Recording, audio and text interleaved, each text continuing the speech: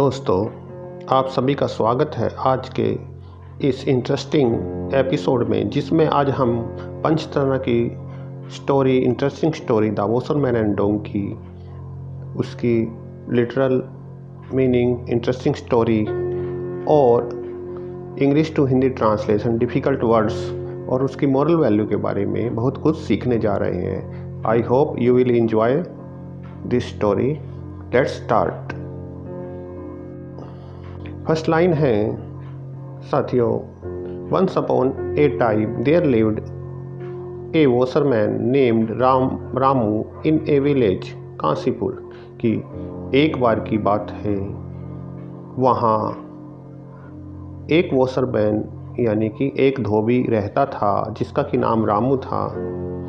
इन Kashipur village, Kashipur गांव में। He was very greedy, वह बहुत ही लालची था। ग्रीडी मीन्स लालची।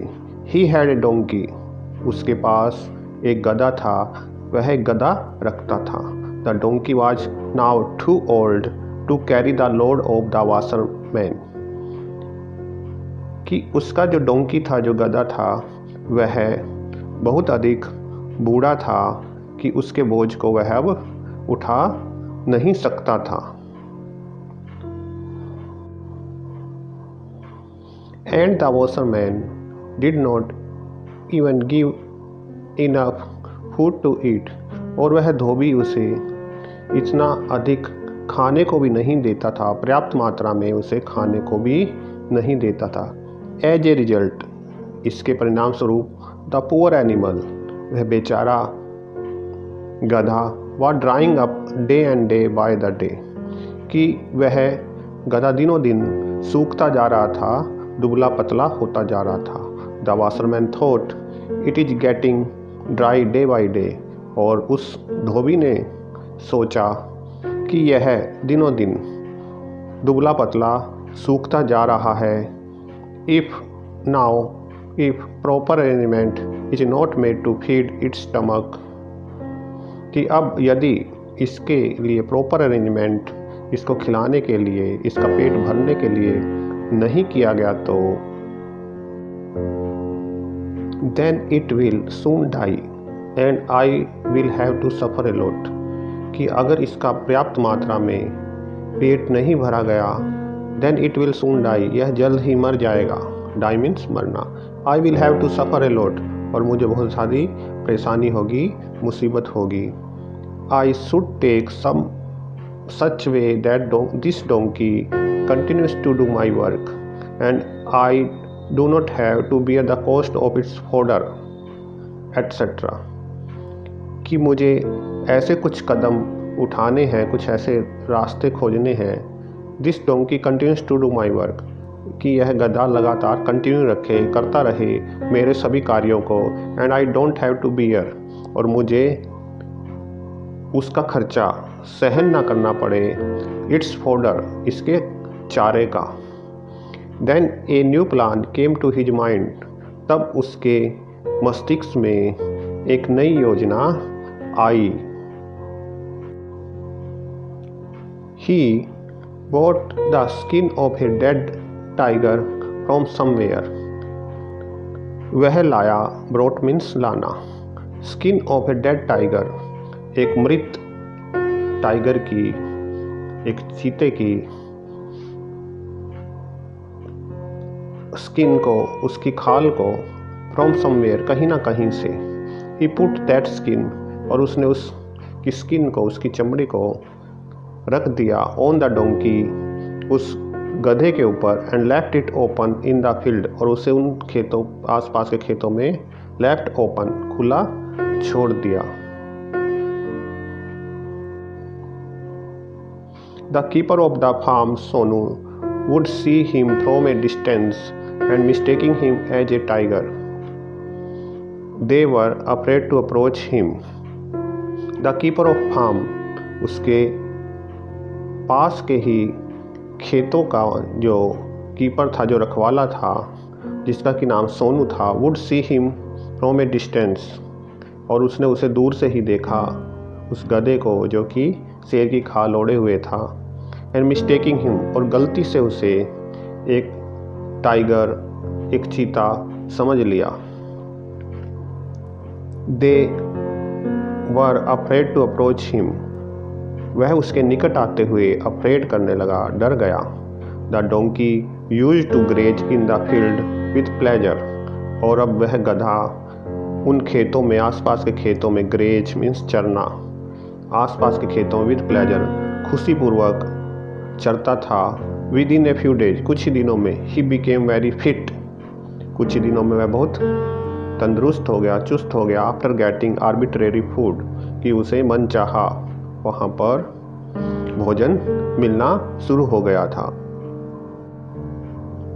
One day a farmer Sonu thought, और एक दिन उस किसान सोनू ने सोचा, where did this tiger start coming from, कि यह जो चीता है वह कहाँ से आना शुरू हो गया। अर्लियर इट नेवर केम, पहले तो, अर्लियर मीन्स पहले यह कभी नहीं आया। Surely some arrangements has to be made for this, इसके लिए कुछ प्रबंध करना होगा। अरेंजमेंट मीन्स प्रबंध, अवश्य ही कुछ कदम उठाने होंगे। थिंकिंग ऑफ दिस, ऐसा सोचते हुए, he put on a mat coloured blanket and with arrows and arrow in his hand, कि उसने कुछ धारीदार मैट कलर्ड,